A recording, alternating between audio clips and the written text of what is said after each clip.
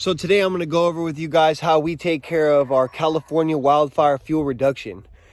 We take these projects very seriously here in California. We have massive wildfire problems. I fire fought for over 2 years and have been dealing with these issues for a long time. This is something that I feel very close to and something that I know a lot about. I'd like to show you guys how we take care of these problems and what we could do more of around here.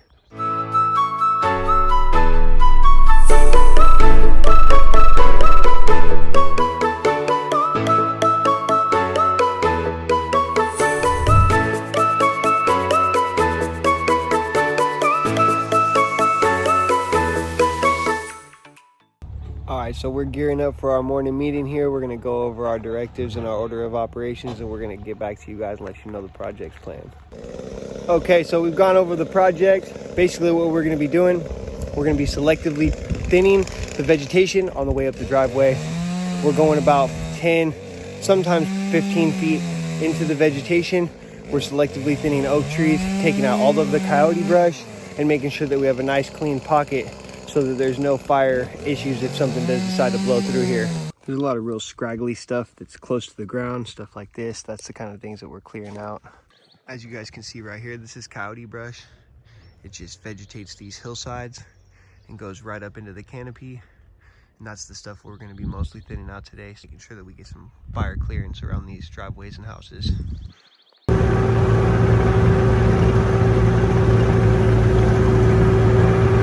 So we're about an hour into it, and I'm going to show you all exactly what we've got done to this point. It's pretty impressive.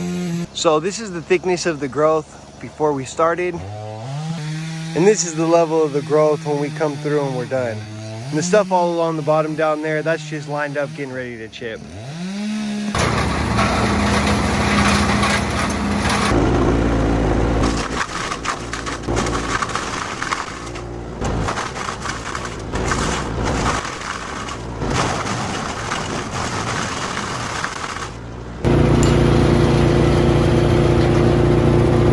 Alright, so we're here about 3/4 of the way through the day on this vegetation thinning project, fuel management. The coyote brush is thicker on the downhill side, and on the uphill side, we're clearing out mostly small scrubby oaks, taking the limbs off of a lot of low-hanging trees, and getting this material down to the road so we can drag it out with the excavator.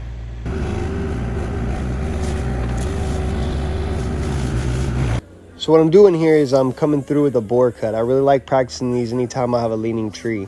I come through, bucket down, get it ready for the excavator to pull it out. And right here, we're focusing on mitigating that ladder fuel, any of the low growing vegetation that makes its way into the upper canopy. This is what we can do to mitigate a lot of the fire hazards.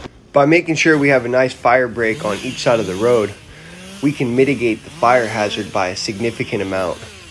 And honestly, this is the very minimal that we should be doing all around California to protect our homes and families from these vicious wildfires that we've all been experiencing. So right there, I was trying to show you guys a little method we call the duck walk. We put the chainsaw parallel with the ground. We run the bar like this, and we just kind of sweep back and forth to take out that low growing vegetation. It really gets a nice clean forest floor look. Go ahead and say that 10 times fast. All right, so what I'm gonna do here is I'm gonna take this oak tree out. I'm gonna piece it down in about 3 pieces.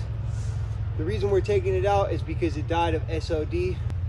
It's a big problem. These forests are infested with bay trees that are native invasive. They're carrying sudden oak death. All the oaks are getting them, and we want to take them out.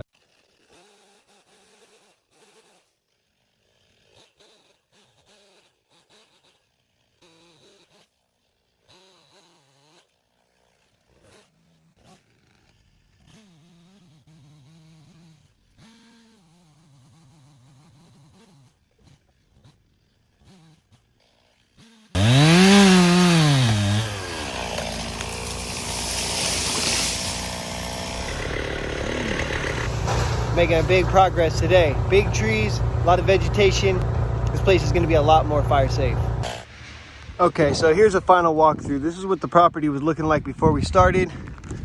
You hit the edge of the property line and you start getting this clear, vegetation-free